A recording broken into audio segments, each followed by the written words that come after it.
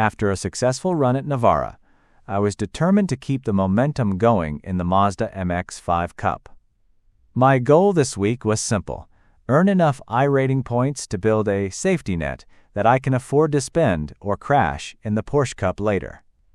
Initially, I thought about the Toyota GR86 Cup, but it's at Arena Oschersleben this week with a high chance of rain. After the nightmare I had at the Nürburgring, I wasn't ready to gamble on wet weather again.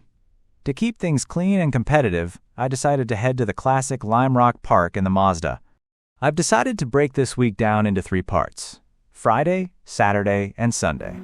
To give you an idea of how Friday started, let's look at this race.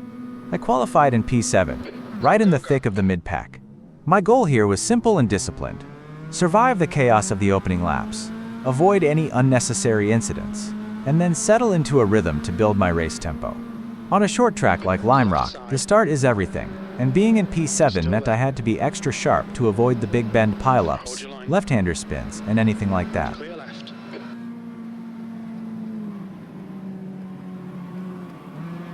Coming off the success at Navarra, I knew I couldn't just wing it at Lime Rock, so I put in the practice hours. It didn't take long to realize that this track was going to be much harder than I expected. My data showed 5 distinct problems I had to solve. The minors: I was losing time in Big Bend, turns 1 and 2, and I couldn't find a consistent line through the uphill and West Bend. The majors: this is where it got dangerous. I was constantly screwing up the left and right-handers, and the downhill was a disaster. I was fighting understeer on the downhill and snap-oversteer through both handers. The worst part? The longer the session went, the slower and more inconsistent I became. Lime Rock may only have 7 corners, but every single one of them was fighting me. So, at the time I was telling you about my bad performance at West Bend in the downhill, the reality hit on track. I dropped down to P11, with the understeer I was facing on the downhill and the oversteer through both handers. It simply wasn't going to get any better from here.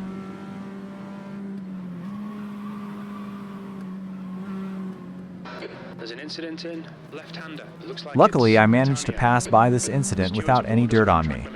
But that was the exception, not the rule. This week at Lime Rock, I was once again the victim of incidents, where I was just a third party. I would say in 50% of the races where I ended up with a negative score, it was because of someone else's mistake. It's frustrating to get caught in chaos you didn't create. To explain what I mean about being a third-party victim, let's look at this incident. I was in 8th place and had a really good run through the downhill. I was carrying great momentum toward Big Bend, looking to make a move or at least gain some ground, and then see what happened. Left side, clear left. Left side. The driver in front of me understeered badly. I saw it coming, braked early, and actually managed to save myself from his dive off the track. I thought I was clear. However, the guy managed to pull out some kind of move. He did something to overcorrect and spun his car right back onto me. He completely killed my car and my chances for the rest of the race. There was absolutely nothing I could do.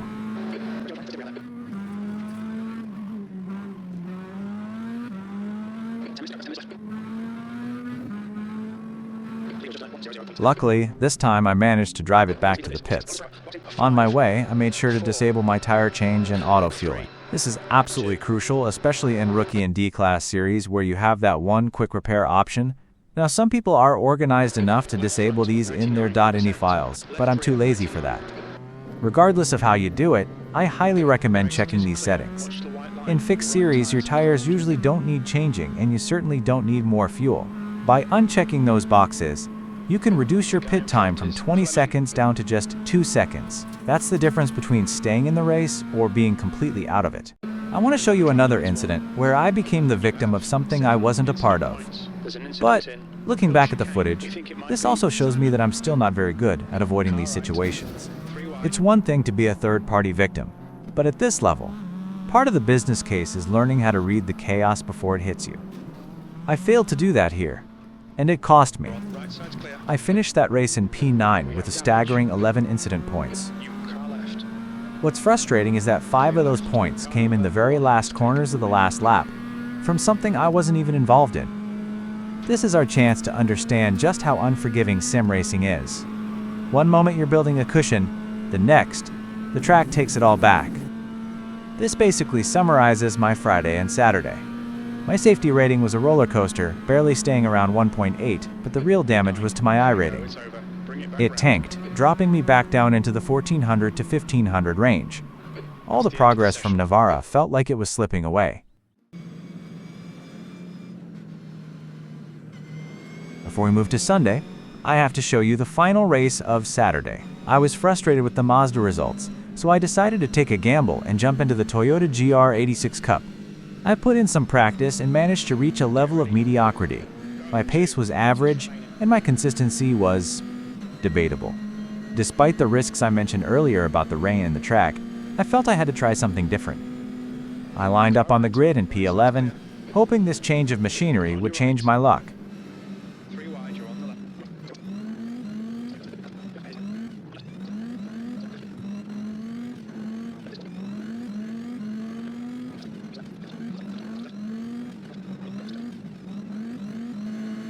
After surviving the first lap and climbing to P9, I was right on the neck of the pack in front.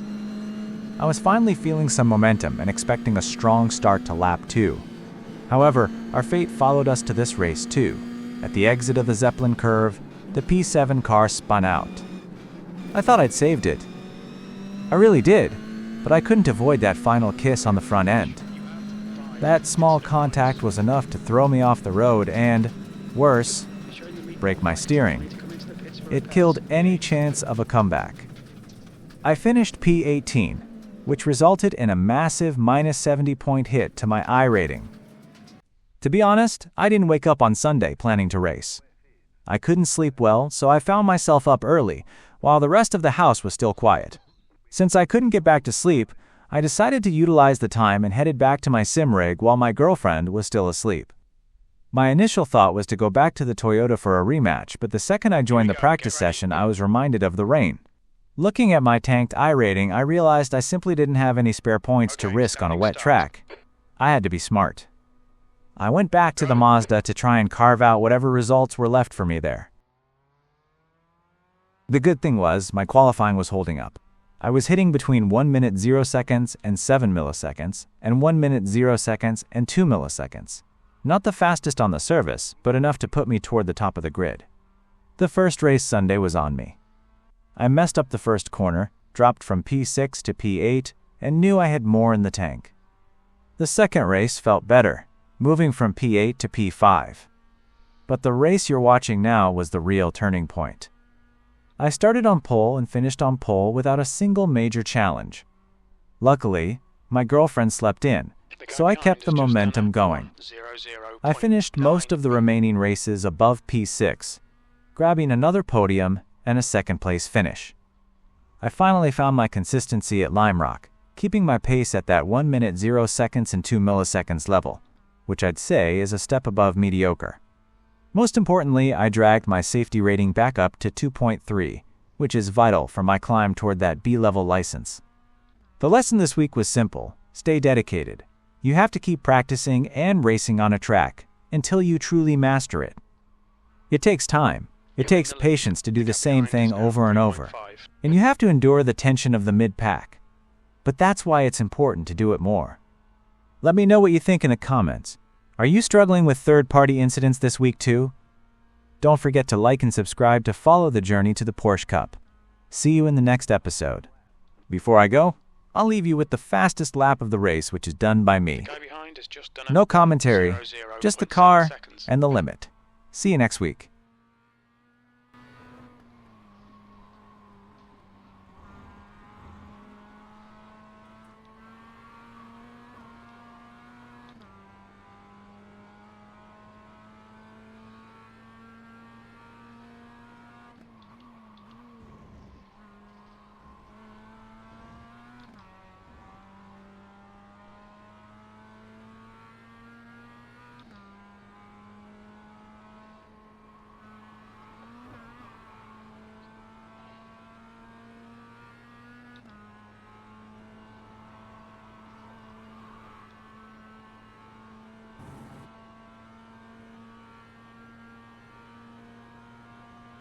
There's an incident in Big Bend. We think it might be McKeown.